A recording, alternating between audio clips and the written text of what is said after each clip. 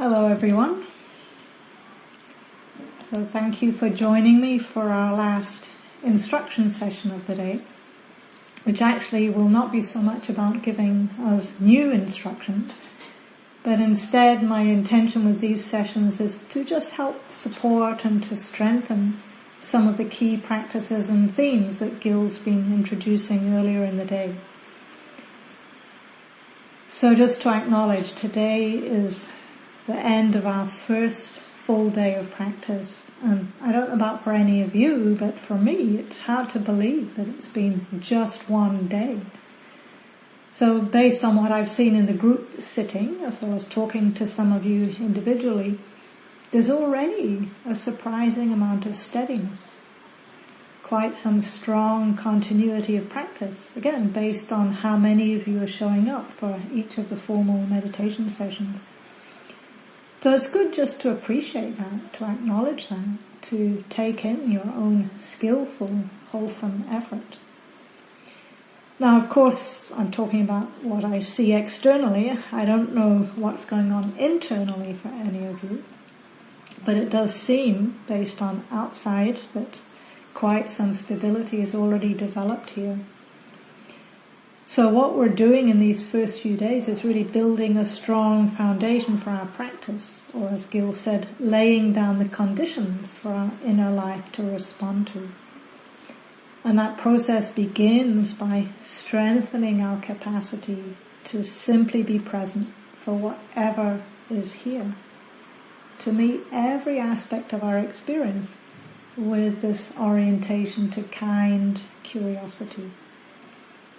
Now, as I'm sure you all know, that's much easier said than done, maybe especially in the early stages of a retreat, where to some extent we're still in transition from whatever we were involved in yesterday to more fully arriving here. And that's a process that just takes time.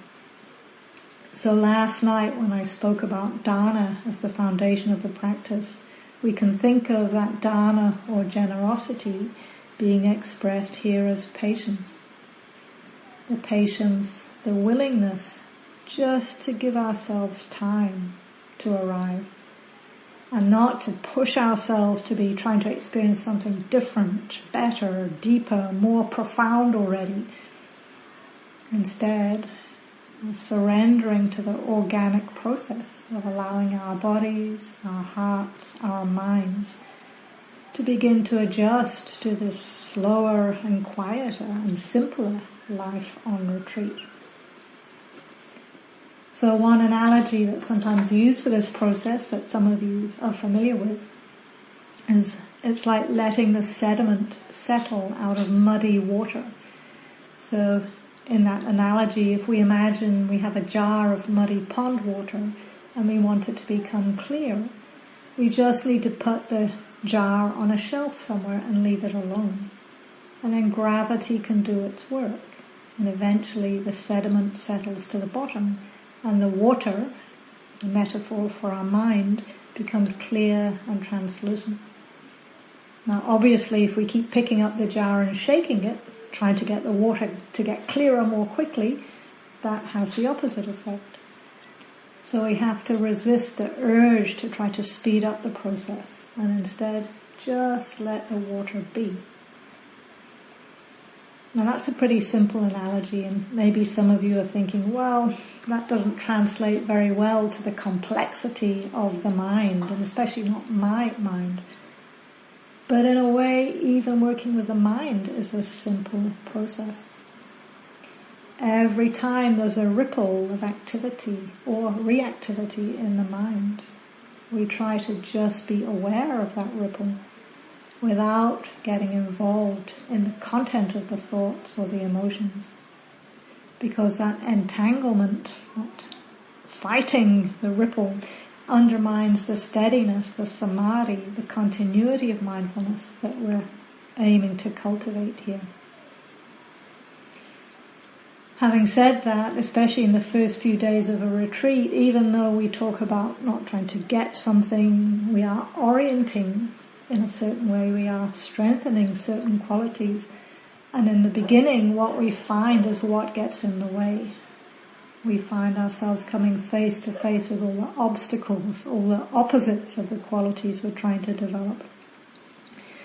And especially when it comes to the mind, the content of our mental activity is often very compelling.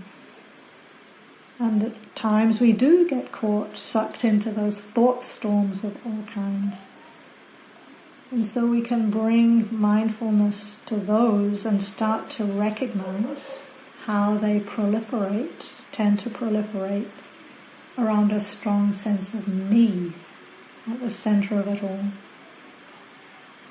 That looping, compulsive sense of spinning out, that itself can become a mindfulness bell. One that reminds us to come back to the home base of the breath, to the simplicity of just the body sitting and breathing. So we're training in this skill of constantly withdrawing the attention from that spinning out into concepts, constructs, self-referencing, and coming home to the simplicity of sitting and breathing.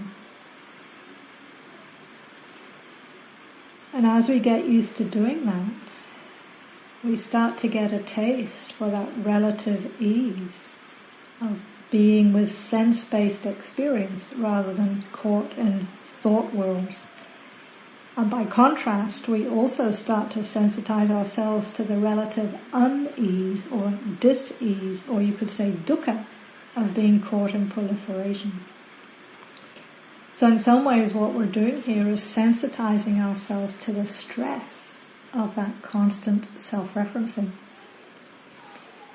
And because it so often is constant, especially in ordinary everyday life, it's so much our default way of being in the world that we often don't even realize we become habituated to that stress. But here on retreat, we have a powerful opportunity to experience the deepening ease and well-being that is possible when we can release those habits of I-making and my-making, even if it's just for a few moments at a time. Now this, as I'm alluding to, goes against the grain of some very deep and powerful conditioning. And it's not easy to release some of those more deeply rooted habit patterns.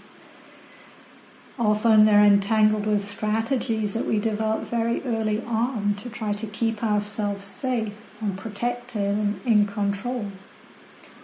So sometimes when we hear this invitation to allow, to relax, or to surrender, the intellect can get a little bit activated.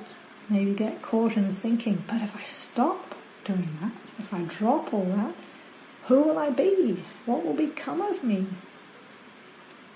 Who will be in control if it's not me? And so many of you have heard me talk before about when we come into this insight into not self, that one in particular, we cannot think our way into it. And one of the challenges on an intellectual level is that this translation of anatta as not self tends to very quickly set up a duality of apparent opposites, of self and not self. And we can unconsciously assume that the goal of the practice, the goal of insight, is for the self to somehow get rid of itself so that it can stop all of that selfing and make itself a not self instead, which of course is just another way of the self getting entangled and reinforcing itself. So it can feel like a dog chasing its tail. It's futile, and it tends to just tie us up in more and more intellectual knots.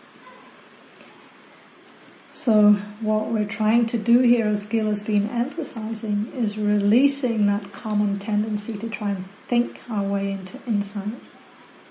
And in terms of this characteristic of not self in particular, I tend to find it more useful, more practical, instead of thinking of it in terms of a binary, is to approach it as a continuum or a spectrum between, on one side, a very strongly activated sense of self on one end, and at the other, the experience of quieter, less activated sense. So that in any moment in time, even right now, you can start to get a sense of where are you along that spectrum. How intense, tight, contracted, strongly identified with are you feeling now? And just notice the effect of that. Notice it physically. Often there's some kind of tightness, contraction, shrinking in the body. And then the opposite, perhaps for some of you now, or perhaps you can remember a time when the sense of self felt very light, possibly even barely there at all. Maybe when you were meditating, and there was just a settling in to some feeling of ease or openness, spaciousness, acceptance, steadiness, and so forth. So we can put that at the other end of the spectrum. And if that's somewhat true now, or if you can remember that experience, you might notice, again, physically how that feels in the body. Usually a lot more spacious, open, easeful, and pleasant. So part of the skill that we can train in is to just practice knowing through the day how activated or in abeyance is that identification with a fixed, solid sense of me.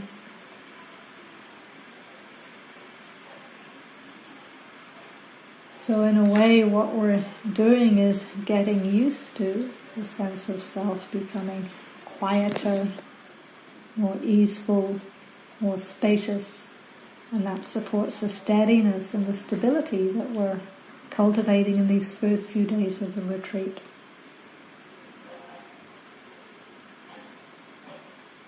So I'd like to move into some meditation now, just to begin to explore that a little more directly.